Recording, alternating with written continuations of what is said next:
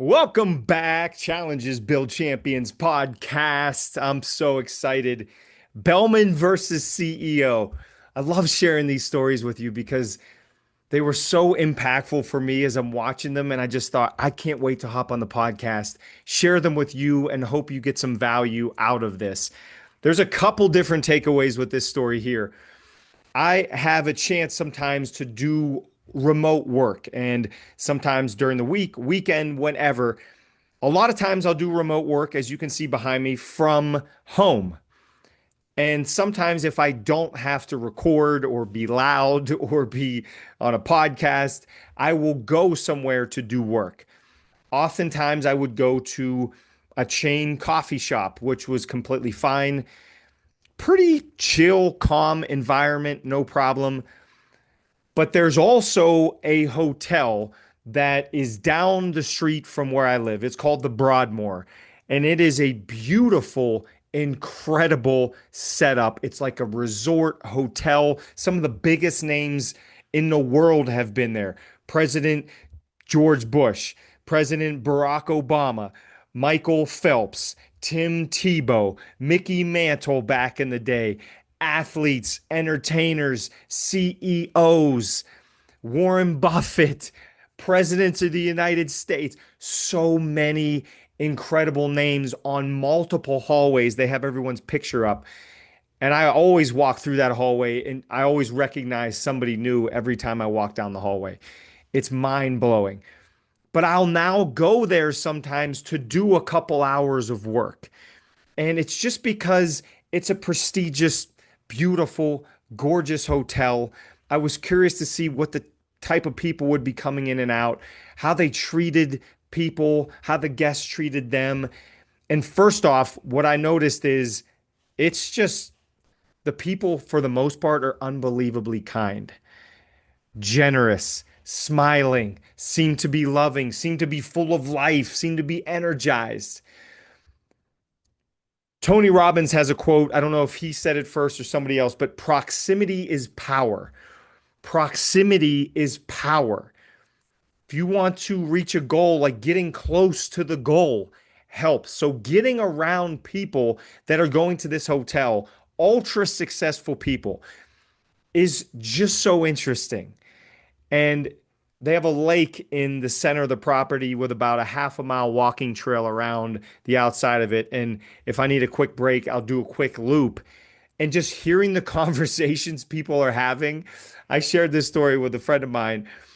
One of the conversations that I heard was these two guys walking, and I was walking slightly faster. So I was behind them and then I walked in front of them. The conversation I heard was something like this. Yeah, my friends and I were going to hop on my jet and fly over to Europe and play St. Andrews and some of the British Open golf courses just for a couple days, and then we're going to fly back. Like, really looking forward to it. We do something like this a couple times a year. That's the caliber of people that are at this hotel.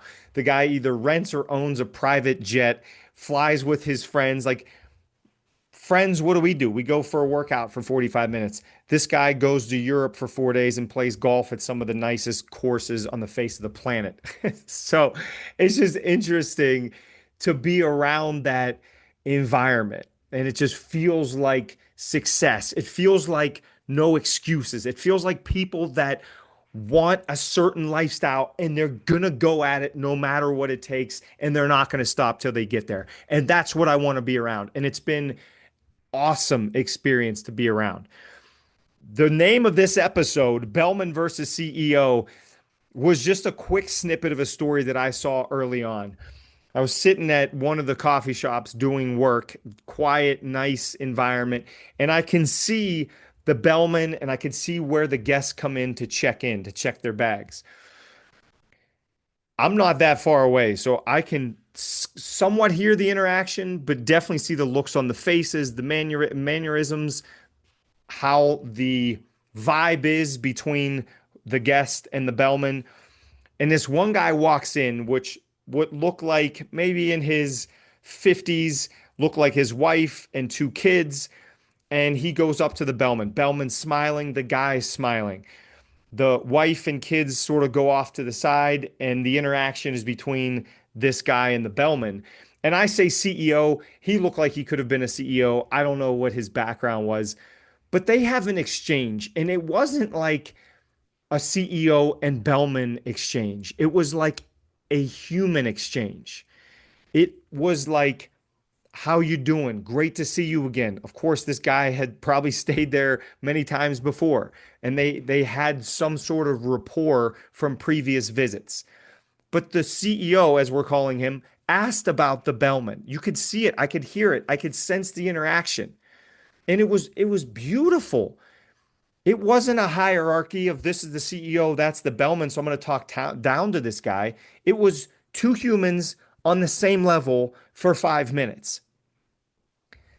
I was so moved by this interaction that I'm watching it, and hopefully I wasn't staring too bad, but I was moved by it. It was incredible. And I should have went up to both of them afterwards and said, "I'm sorry, I just watched this from a distance. That was a beautiful interaction." They might have thought I was crazy and thrown me out of the hotel, but it was so cool to watch this. And if that wasn't good enough at the end of this short exchange, and I mean it was 3 to 5 minutes max probably, we're calling him the CEO, takes out a tip. And you don't know, maybe in that type of hotel, $20, I don't know. He rips off at least $400 bills. I think it might have been five, and hands it to the Bellman with a smile on his face. And the Bellman just kind of looked down. I think he saw what was happening and just this big smile and like, "Oh my goodness, thank you so much." And to me, that was like an abundance mentality. I mean, who knows what this CEO, if he was a CEO, maybe it's just one big vacation they go on a year and he's stretching his budget. Or maybe he does make $1 billion and $500 is nothing. But it was such a beautiful exchange, and then abundance mindset of like, thank you. You're just adding so much value to the CEO. It felt like he was saying thank you to the Bellman. Like, you're adding so much value to my experience, to my family's experience. And I just want to give you maybe a small token of $500, maybe a huge token for the man of $500 of appreciation of what you're doing here for myself and my family. And we're loyal to you and we appreciate it. And we can see that you're giving back to us in such a big way, even if the exchange is only 5, 10, 3, 7 minutes. And I just took so much out of this 5 minutes as I sat there and took this all in. The abundance mindset, the idea, and of course, the title is not Bellman versus CEO. That's how I position it, because sometimes you never know how that's going to land. It was in conjunction, in just, it felt like family coming in. It was just amazing how they just looked like two humans, not a Bellman and a CEO. And it was beautiful to watch this. But the abundance mindset, the kindness, and I guess the takeaway, we'll go with abundance mindset here of the challenge for the next week as I debated which one to go with. I think that's powerful to think about, where do you have a scarcity mindset? And I will be the first to admit I have a scarcity mindset in some areas for sure. Where's your scarcity mindset? Where's one area you can focus on? You may have a scarcity mindset. Is it you're worried to donate to charity because every dollar matters, which I agree that it does. And I also agree that donating, there's many studies that show for every dollar you donate, some have said $1.25 comes back to you. You might say, "Matt, how's that possible?" Well, when you're donating and you're getting involved in a charity, you're meeting people that are involved in a charity. And sometimes it can be somebody that can be a new client of yours or be a mentor of yours and help you make more money at your job. Could be somebody that runs a business and you switch jobs and work for them. There's ways that it comes back 25% more, 50% more. But is that where you have a scarcity mindset? Is it with your health? Is it with your time? You just think time is so scarce. There's never enough time in a day. I'll never have time to do this. Or could you flip it and be abundant with it?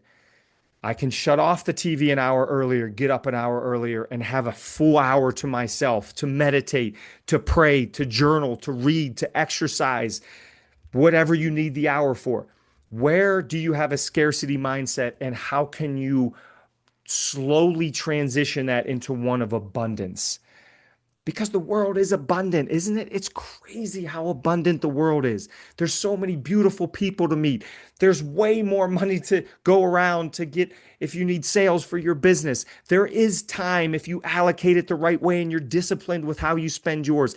It's an abundant world if we see it that way.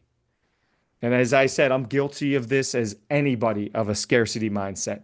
How can you start to shift it? That's the challenge for the next week. Identify one area of your life that you have a little bit of a scarcity mindset or a lot. And what's one small thing you can do to challenge that mindset? If it is the financial side, maybe you donate $5 to a charity. I'm not saying you have to cut a check for $1,000. What if you donate $5, $10, $5 a week? Just see how it feels to give back. It may completely change your life. You never know. But learn it from this CEO and Bellman exchange. How can we be more abundant in our minds? I hope this helps. I hope it adds value to you and your life and your loved ones. I seriously love and am grateful for every listener of this podcast. Please share it. Please subscribe because it means the world. Give me feedback. How can I make it better? Let's keep leveling this thing up. Much love to you all. And as always, challenges build champions. Peace and love. Until next week.